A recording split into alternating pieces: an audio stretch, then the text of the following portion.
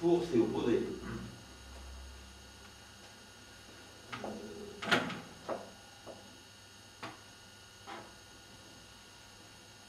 Voilà. Quant à la vérité de nos souvenirs, n'est-elle pas... Oui, voilà, je reprends ça. Ne sommes-nous pas, avant même que nous vienne la parole, parlés par le discours de l'autre? Quant à la vérité de nos souvenirs, n'a-t-elle pas, comme l'écrit Lacan, structure de fiction? Exactement comme l'article de la revue américaine le référait. Même si ces composants sont inventés ou implantés, s'ils ne nous appartiennent pas vraiment, ce qui reste nôtre est la façon singulière dont nous les subjectivons, dont nous les intégrons à notre univers symbolique. De ce point de vue, la leçon de Wetruner est que la manipulation est finalement vouée à l'échec. Vouée à l'échec puisqu'elle dépendrait de la conscience. Mais si Tyrrell, qui est le grand patron de l'organisme de production des données, a implanté de manière artificielle chaque élément de leur mémoire, il était incapable, même si, il était incapable de prévoir la façon dont les mutants organiseraient ces éléments par une narration mythique qui donnerait naissance à la question de l'hystérie. Alors là, je viens de montrer qu'on peut encore objecter quelque chose à ça, parce qu'il pourrait également implanter la façon dont. Alors, hystérique là-dedans, tout simplement parce que qu'est-ce que c'est? Nous avons produit des êtres. Nous avons produit des êtres. Bon, quant à cette façon même de subjectiviser tout ce qu'ils sont quand ils sont produits par le milieu ambiant, n'est-ce pas, sont quand même, comme notre homme de la campagne ce matin et la semaine dernière, n'est-ce pas, sont quand même dubitatifs et en position d'interrogation par rapport à ce qu'ils sont, par rapport à ce que l'on va en dire, par rapport à ce qui sera le jugement dernier, que la loi, la justice, l'autorité suprême portera sur eux. Et donc, ceux-là qui ont souci qui ne sont pas au parfum de leur liberté, pourrait-on dire, ou qui ont souci surtout de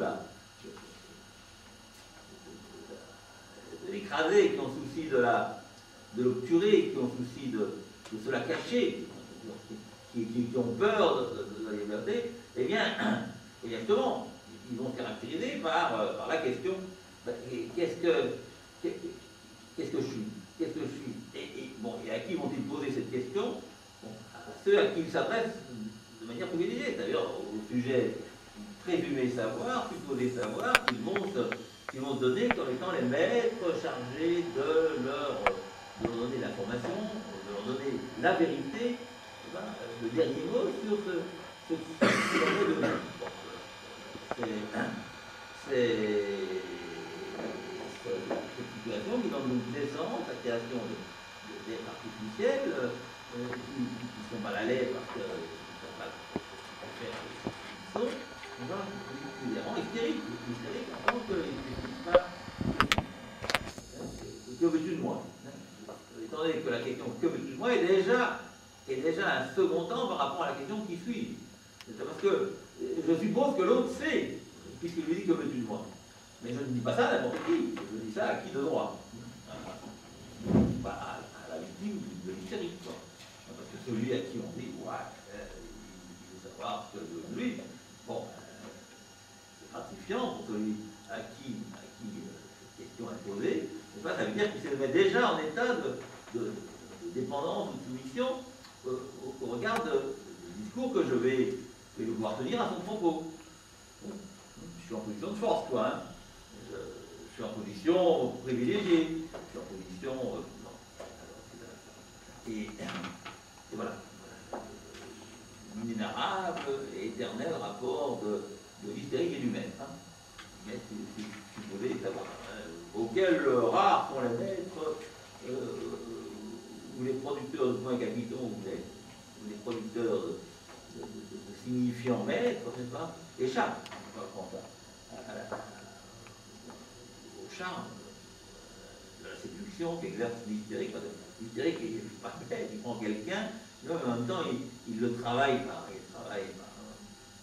justement, par les effets de séduction que sont la reconnaissance, la gratification, la générosité, les cadeaux, les offres, les dispositions de l'hystérique à la personne en question pour le capter.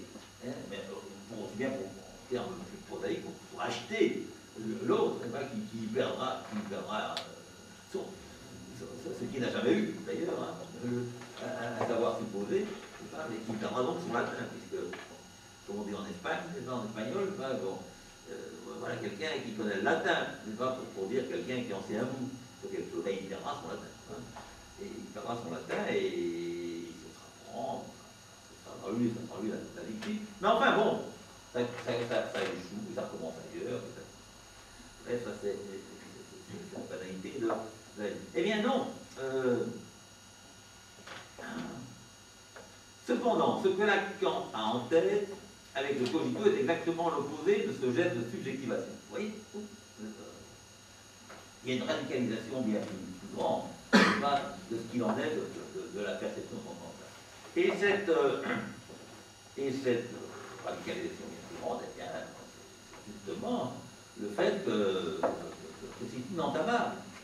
Que c'est inentamable, que même si l'orientation de la subjectivisation des données implantées est implantée elle-même, eh bien, il n'en reste pas moins qu'elle sera implantée à une conscience, une conscience qui ne sera pas identifiable à une machine ou à une chose pensante qu'elle pense.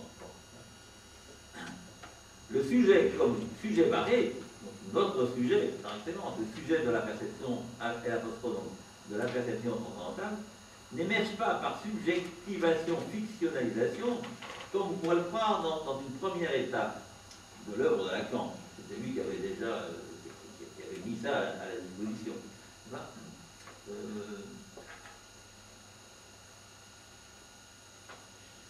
Soit par le mythe individuel qu'on se confierait, avec des morceaux épars de la tradition, bien plutôt la subjectivation, le cogito plutôt, vient-il au jour au moment même où l'individu perd le support du réseau symbolique de la tradition.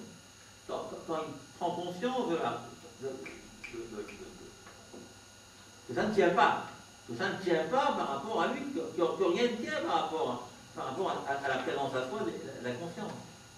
Il coïncide avec le vide qui reste, quand le cadre de la mémoire symbolique est mis en suspens.